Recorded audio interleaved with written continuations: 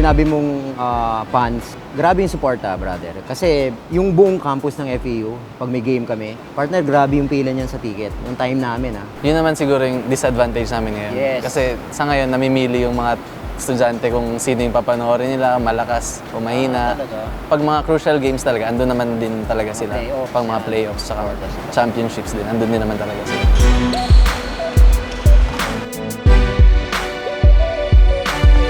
Ano po ba yung life after college basketball? Una-una, masaya na malungkot, no?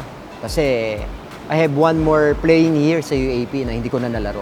Yun yung regret ko dahil hindi ko natapos, no? Siguro, for some reason, kailangan ko na rin humingi ng time kay Mr. Montinola na magpa-drop ako kasi kailangan ko supportan yung pamilya ko. Pero masaya dahil napunta ako doon sa panibagong mundo ng basketball, no? Which is yun nga, yung PBA. Sana lang kung mababalik na matapos ko yung 1 year ko pa, I will still play. Hopefully, kung pwede pa, kaya lang, hindi na.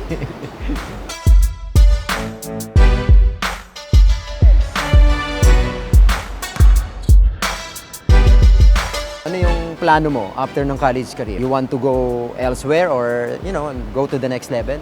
Yung paglaro ko po sa pro.